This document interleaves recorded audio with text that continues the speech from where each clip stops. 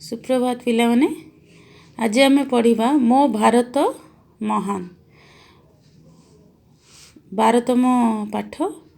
एठी कहार फोटो अच्छे निश्चित भाव जापर आम क्या विषय पढ़ा।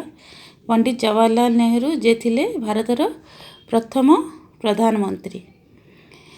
तो मोतीलाल को बैठक खानाटी सुंदर भावे सजा होता है। टेबुल उपरे दुईटी कलम चकचक करुए। बापा नथिया बेले पुओ से घर को थरे जाए। तो मोतीलाल नेहरू किए?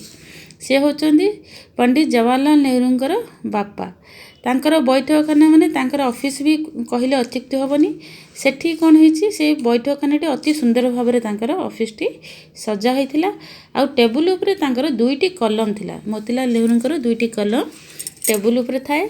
बापा नथिया बेले जवाहरलाल नेहरू कौन करती से रूम को बेले बेले बुलिया को जाई थांती। से कलम रु गोटे नेबापाई मन बढ़ाइले। तांको बहुत इच्छा है से गोटे कलम नहीं थांदे कि, किंतु से डरुथिले बापा को मागिया पई। भाबिला बापांकर गोटे हेले चलिबो, तबे दुईटा कलम कौन दरकार, तेणु से गोटे नहीं गला। तो से बापा को मागी थिले होई थांदा। से जेहेतु छोट पिला थिला से बापा को बहुत डरू थाए। तो से कौन कले जे दुईटी कलम बापा कौन करेंगे, जदि मु गोटे नहीं जाए तो तांकर गोटे कलम मध्य चली जीवो। तेणु से कौन कले बापा को न पचारि से गोटे कलम नहीं गला। संध्या गड़ी जाए राति हैला। बापा टेबुल उपरे दुईटी कलम बदल गोटे कलम देखी समस्त पचारे। से दुईटी कलम रखी देखला बेलू गोटे कलम अच्छी। तेणु से कौन कले समस्त पचारे कहीं कलम नहीं कि, किंतु कहीं मानिले ना जे किए कलम नहीं बोली। शेष चिंता कले तांका पुओ मझिरे मझिरे घर भितर को आसे। से मन पकाइले किए रूम को आसूला किए नहीं थिबो। समस्त पचारे जो समस्ते मना कले से कहले तांको पुओ ही बेले बेले रूम को आसुला से ही जानी थिबो। ताकू डकाई चापुड़ाटे मारिबारु से सब कथा मानिगला। से कौन कले से भाभी पारे बा जानी पारे जे से कलमटी केवल तांको पुओ ही नहीं थिबो आउ केही नु। से ताकू डाकी सीधा गोटे चापुड़ाटे मारिले। मारिया फल से कौन कला सबू सत कथा मानिगला। अनेक कांदिला मध्य।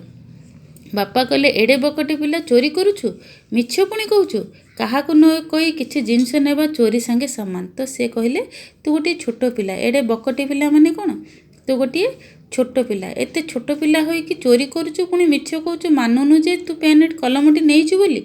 तेणु काहाकू न पचारि कहार जिनिस नेबा चोरी संगे सामान। तेणु आमे जदि कहार जिनिस को नेबा ताकू पचारि जदि निया जाए तो सेथिरे किछि भूल नहीं। जदि न पचारि आमे कहार जिनिस नहीं जाउछु सेटा होछु चोरी संगे सामान। तेणु सेही दिन मोतीलाल नेहरू जवाहरलाल नेहरू को बुझाई देथिले जे काहाकू न पचारि जिनिस नेबा उचित नुहे, जदि नियो ताहा चोरी संगे सामान। से आउ केही नुहंती, से होचंदी जवाहरलाल नेहरू। से जो पिलाटी की जो विषय रे एठी कुआ जायछि से केही नुहंती, से होचंदी जवाहरलाल नेहरू। तांका बापांकर नाम मोतीलाल। तांका बापांकर नाम कौन थिला? मोतीलाल नेहरू। से 1899 मसीहा नवेम्बर मास 14 तारिख रे जन्म होइथिले इलाहाबाद रे। से केबे जन्म होइथिले? 1899 मसीहा नवेम्बर मास 14 तारिख रे जन्म होइथिले। को सहर रे? इलाहाबाद सहर रे। माँ का नाम थिला स्वरूपा राणी। आउ माँ को स्वरूपा राणी को स्नेह रे से लालित पालित होइथिले। तांको माँ तांको अनेक स्नेह मध्य करुथिले। आईन विद्या पास कले। से कौ विद्या? आईन विद्या पढ़िले। भारत रे प्रथम मुकुट विहीन प्रधानमंत्री हेले। प्रधानमंत्री माने कौन? देशर मुख्य। जी देशर मुख्य बा आगे राजा मान को मुकुट पिंधा जाउथिला। तेणु ये होचनी मुकुट विहीन राजा। प्रधानमंत्री को मुकुट पिंधा जाए नहीं, तेणु तांको कहगला मुकुट विहीन प्रधानमंत्री। से देश को निज प्राण ठारू अधिक भल पाउथिले। से निज देश को बहुत भल पाउथिले। से कहूथिले भारतवासी मते अशेष स्नेह देई भल पाइछन्ति। तो से सबुबले कहूथिले जे भारतवासी मते अनेक ଭଲ ପାଉଛନ୍ତି, ବହୁତ ସ୍ନେହ ଦେଇଛନ୍ତି, ସେମାନଙ୍କର କିଛି ଉପକାର ହେବ ବୋଲି ମୋ ଉପରେ ଭରସା ରଖିଛନ୍ତି। ତ ସିଏ କେମିତି ପ୍ରଧାନମନ୍ତ୍ରୀ ହେଲେ? ଯେହେତୁ ଭାରତବାସୀ ତାଙ୍କୁ ବହୁତ ଭଲ ପାଉଛନ୍ତି, ସେ ଯେହେତୁ ଭାରତବାସୀଙ୍କର ବହୁତ ଉପକାର କରିଛନ୍ତି, ସେ ଭାରତର ପ୍ରଧାନମନ୍ତ୍ରୀ ହେଲେ ଯେ ଭାରତର ଉପକାର ହେବ ସେହି ବିଶ୍ୱାସ ରଖି ଭାରତବାସୀ ତାଙ୍କୁ ସ୍ୱାଧୀନ ଭାରତର ପ୍ରଥମ ପ୍ରଧାନମନ୍ତ୍ରୀ ଭାବେ ତାକୁ ଚୟନ କରିଥିଲେ। ମୋତେ ପ୍ରଧାନମନ୍ତ୍ରୀର ଆସନରେ ବସେଇଛନ୍ତି, ମୁଁ ମୋର ଶେଷ ନିଶ୍ୱାସ ଚାଲିଥିବା ପର୍ଯ୍ୟନ୍ତ ଭାରତବାସୀଙ୍କର ସେବା କରିଯିବି। ସେ କ'ଣ କହିଲେ? ଯେହେତୁ ଭାରତବାସୀମାନେ ବହୁତ ଭଲ ପାଉଛନ୍ତି, ମୋତେ ପ୍ରଧାନମନ୍ତ୍ରୀ ଭାବରେ ମୋତେ ଚୟନ କରିଛନ୍ତି, ତେଣୁ ମୋର ଶେଷ ନିଶ୍ୱାସ ମାନେ ମୁଁ ମୃତ୍ୟୁ ପର୍ଯ୍ୟନ୍ତ ଭାରତବାସୀଙ୍କର ସେବା କରିବି। ସେ କହନ୍ତି ମୋ ଭାରତ ମହାନ। ତ ଜବାହରଲାଲ ନେହେରୁ ସବୁବେଳେ କହନ୍ତି ଯେ ଭାରତ ହେଉଛି ମହାନ। ଭାରତ ମାତାର ମୁକ୍ତି ପାଇଁ ନିଜର ସୁଖ ସୁବିଧାକୁ ସେ ଭୁଲି ଯାଇଥିଲେ। ସେ ଭାରତ ମାତାର କ'ଣ ମୁକ୍ତି ପାଇଁ ମାନେ ଭାରତ ଆମର ଇଂରେଜ ସରକାରଙ୍କ କବଳରେ ଥିଲା, ବ୍ରିଟିଶ ସରକାରଙ୍କ କବଳରେ ଥିଲା। ସେ ଅନେକ ଅତ୍ୟାଚାର କରୁଥିଲେ। ତ ଭାରତକୁ ପ୍ରଥମେ ସ୍ୱାଧୀନ କରିବା ପାଇଁ ସେ ନିଜର ସୁଖକୁ ମଧ୍ୟ ସୁଖ ସୁବିଧାକୁ ଭୁଲି ଯାଇ ସେ ସଂଘର୍ଷ କରିଥିଲେ।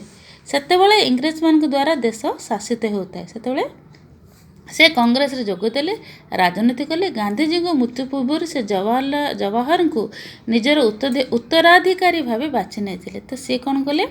ରାଜନୀତିରେ ଯୋଗ ନେଇଥିଲେ। ମହାତ୍ମା ଗାନ୍ଧୀ ତ ସେତେବେଳେ ଆମର ମୁଖ୍ୟ ନେତା ଥିଲେ, ଯିଏକି ଅହିଂସା ନୀତି ଅବଲମ୍ବନ କରି ଭାରତକୁ ସ୍ୱାଧୀନ କରିଥିଲେ। ତ ତାଙ୍କ ସହ ଯୋଗ ଦେଇ ସେ ଭାରତର ସ୍ୱାଧୀନତା ସଂଗ୍ରାମରେ ଯୋଗ ଦେଇଥିଲେ। ତେଣୁ ଗାନ୍ଧିଜୀ ମଧ୍ୟ ତାଙ୍କୁ ବହୁତ ଭଲ ପାଉଥିଲେ ଏବଂ ସେ କହିଲେ ଯେ ସେ ମୋର ଉତ୍ତରାଧିକାରୀ ମାନେ କ'ଣ? ଗାନ୍ଧିଜୀଙ୍କ ପରେ ଯିଏକି ଦେଶ ପାଇଁ ଚିନ୍ତା କରିବ। ସେ କହିଥିଲେ ମୁଁ ଯେତେବେଳେ ନଥିବି ଜବାହର ମୋର ସ୍ଥାନ ପୂରଣ କରିବେ। ଯିଏକି ମହାତ୍ମା ଗାନ୍ଧୀ ଭାରତକୁ ବହୁତ ଭଲ ପାଉଥିଲେ ଆଉ ଭାରତର ସ୍ୱାଧୀନତା ପାଇଁ ଜୀବନ ବଳିଦାନ ଦେବା ପାଇଁ ମଧ୍ୟ ପଛଘୁଞ୍ଚା ଯାଇନଥିଲେ। ସେ କହିଥିଲେ ଯେ ମୁଁ ଯେତେବେଳେ ନଥିବି ମୋର ସ୍ଥାନ କିଏ ପୂରଣ କରିବ? ଜବାହରଲାଲ ନେହେରୁ। କାରଣ ସେ ମୋ କଥାକୁ ଆଖି ବୁଜି ଗ୍ରହଣ କରୁନାହାନ୍ତି। ମାନେ ଆମେ ଯଦି କାହାର କଥାକୁ ଆଖି ବୁଜି ଗ୍ରହଣ କରୁ ତାହେଲେ ଆମେ ହେଉଛୁ ଅନ୍ଧବିଶ୍ୱାସୀ। ତେଣୁ ସେ ମହାତ୍ମା ଗାନ୍ଧୀଙ୍କୁ ଭଲ ପାଇଲେ ମଧ୍ୟ ତାଙ୍କର କଥାକୁ ସେ ଆଖି ବୁଜି ଗ୍ରହଣ କରିନଥିଲେ, ମୋ ସହ ଯୁକ୍ତି କରିଛନ୍ତି। ତ ମହାତ୍ମା ଗାନ୍ଧୀ କହିଛନ୍ତି ଯେ ଜବାହରଲାଲ ନେହେରୁ କେବେ ବି ମୋର କଥାକୁ ଆଖି ବୁଜି ଗ୍ରହଣ କରିନାହାନ୍ତି। ସେ ମୋ ସହିତ ଅନେକ ଯୁକ୍ତି କରିଛନ୍ତି। ସେ ମୋ ସହ ବହୁ ସମୟରେ ତାଙ୍କର ମତ ଅମେଳ ରହିଛି। ମାନେ ମହାତ୍ମା ଗାନ୍ଧୀଙ୍କର ମତ ଜବାହରଲାଲ ନେହେରୁଙ୍କ ମତ ଅମେଳ, ମାନେ କେବେ ମେଳ ଖାଇନି, ଅଲଗା ଅଲଗା ରହିଛି। ସେ ଅହିଂସା ନୀତି ସବୁବେଳେ ଜଣେ ଗୋଟିଏ ଗାଲରେ ଚାପୁଡ଼ା ମାରିଲେ ଅନ୍ୟ ଗାଲରେ ଦେଖେଇବା, ଏଇଟା କେତେ ଜଣ ମାନିପାରିବେ? ତ ତାଙ୍କର ସବୁବେଳେ ମତ ଅମେଳ ରହିଛି। ତଥାପି ସେ ଭାରତବାସୀଙ୍କ ପ୍ରତି ଅଗାଧ ମମତା ପୋଷଣ କରିଛନ୍ତି। ସେ ମହାତ୍ମା ଗାନ୍ଧୀ କହିଛନ୍ତି ଯେ ଜବାହରଲାଲ ନେହେରୁଙ୍କ ହୃଦୟରେ ଭାରତବାସୀଙ୍କ ପ୍ରତି ଅଗାଧ ପ୍ରେମ, ମମତା, ଭଲ ପାଇବା ଭରି ରହିଛି। କାର୍ଯ୍ୟ କରିବା ପାଇଁ ତାଙ୍କ ପାଖରେ ଅସୀମ ଶକ୍ତି ଅଛି। ସିଏ ଗୋଟେ ଶକ୍ତିଶାଳୀ ନେତା, ତାଙ୍କ ପାଖରେ ଅନେକ କ୍ଷମତା ରହିଛି।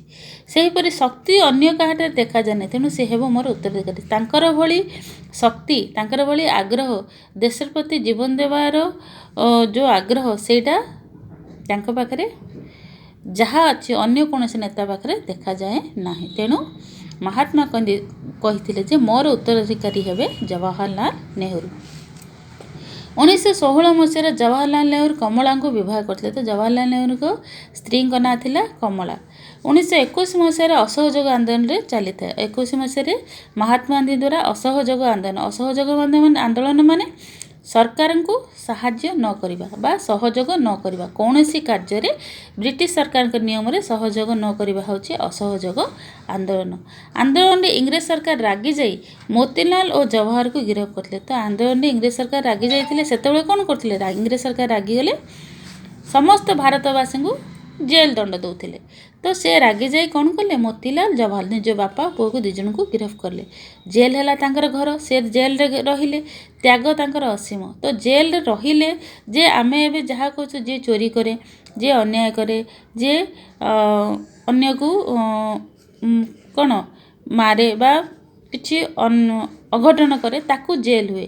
କିନ୍ତୁ ସେତେବେଳେ ସ୍ୱାଧୀନତା ସଂଗ୍ରାମ ଲଢ଼େଇ କରି ବ୍ରିଟିଶଙ୍କ ଦ୍ୱାରା ଜେଲ୍ କଲେ, ସେଇଟା ଗର୍ବର କଥା ଥିଲା। ତେଣୁ ସେ ଯେଉଁ ତ୍ୟାଗ, ସେ ଯେଉଁ ଜେଲ୍ରେ ରହି ତାଙ୍କର ଅଧା ଜୀବନ ଜେଲ୍ରେ କଟେଇଥିଲେ, ସେଇଟା ହେଉଛି ତାଙ୍କର, ସେ ଯେଉଁ ତ୍ୟାଗ ହେଉଛି ଅସୀମ।